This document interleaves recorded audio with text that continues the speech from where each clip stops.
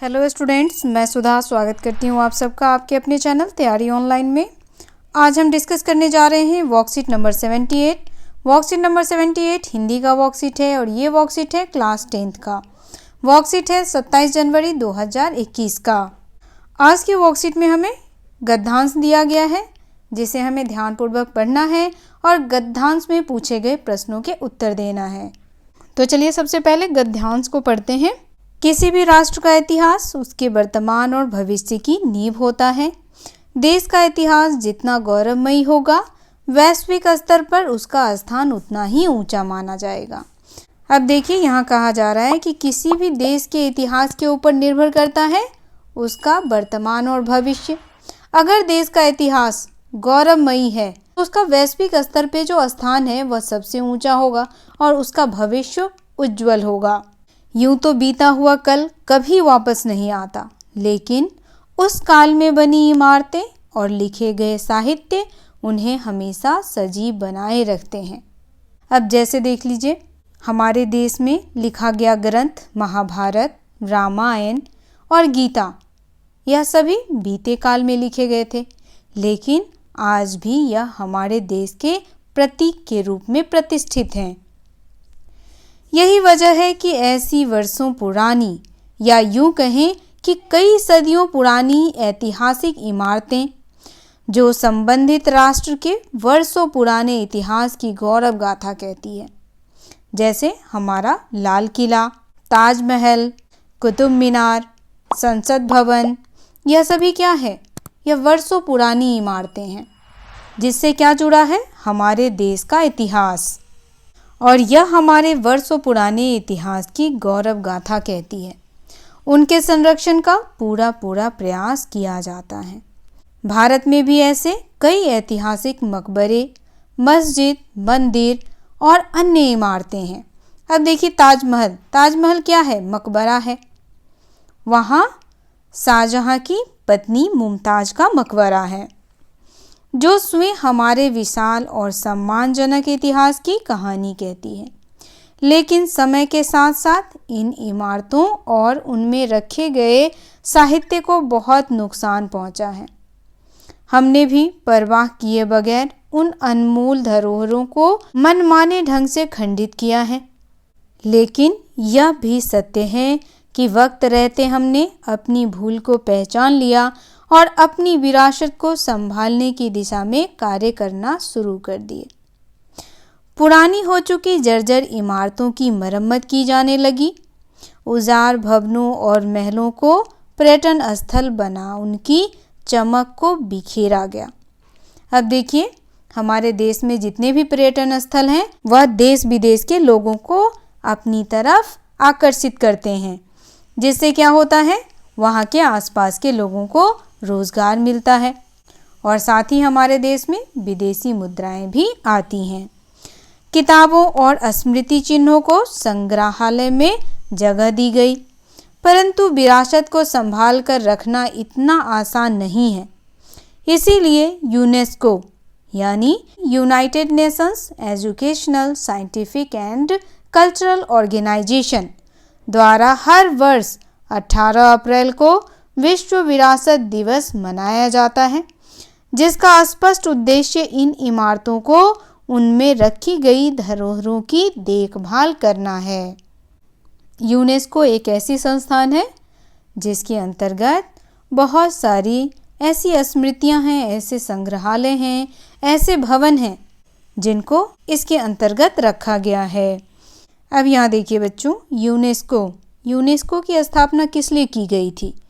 तो यूनेस्को की स्थापना की गई थी हमारी धरोहरों को संभाल कर रखने के लिए। अब देखिए, यूनेस्को की स्थापना जो है वह कब हुई? तो यहाँ देखिए, यूनेस्को की स्थापना हुई बच्चों 16 नवंबर 1945, 16 नवंबर 1945 में। और यूनेस्को का मुख्यालय कहाँ है? तो यूनेस्को का मुख्यालय है पेरिस। फ्रांस की राजधानी पेरिस में यूनेस्को का मुख्यालय है। तो गद्यांश आप लोग बहुत ही अच्छे से समझ गए होंगे। गद्यांश में किसकी बातें की जा रही है? तो हमारे देश के गौरवमयी इतिहास की।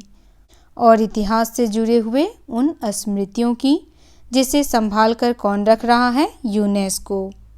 चलिए प्रश्नों को देखते हैं। तो पहला प्रश्न हमारा है, वैश्विक स्तर पर किसी राष्ट्र की पहचान किससे होती है? देखिए 4 ऑप्शन दिया हुआ है।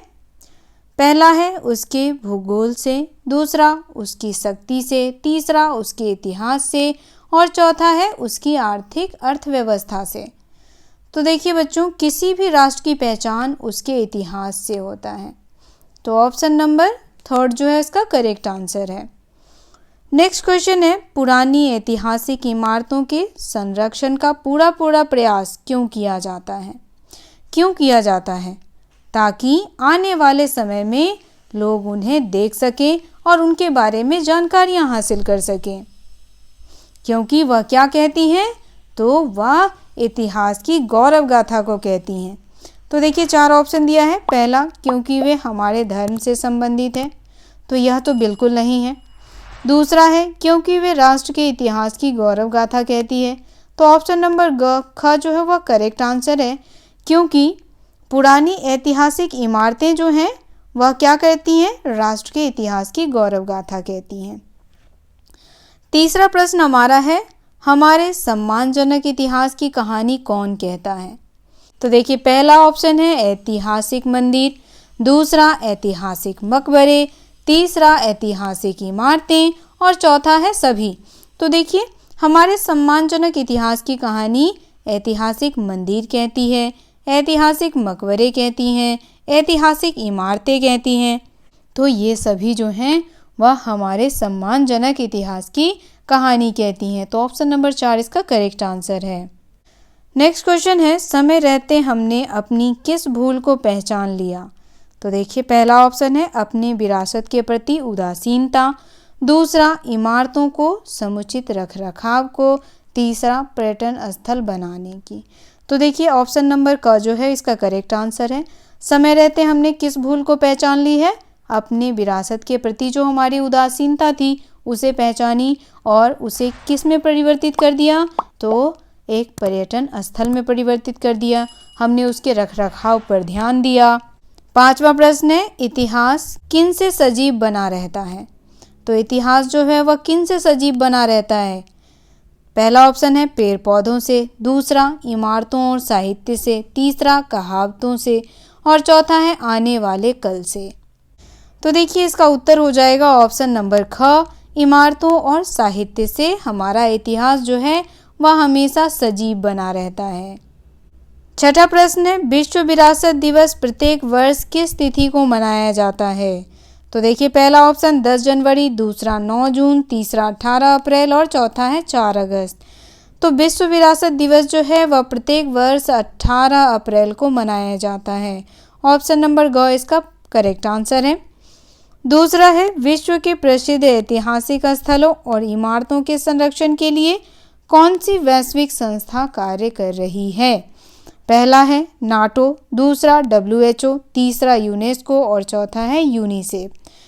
चलिए सबके बारे में आपको बताया जाए। तो नाटो जो है यह क्या करता है? यह एक सैन्य संगठन है, ठीक है। दूसरा WHO, वर्ल्ड हेल्थ ऑर्गेनाइजेशन, यह स्वास्थ्य संबंधी संगठन है।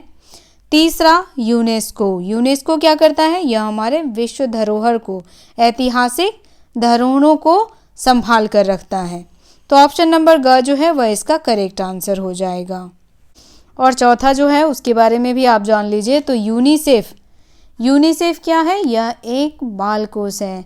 इसमें राष्ट्रों के बच्चों को खान पान और स्वास्थ्य सेवाएं उपलब्ध कराना इत्यादि निहित है।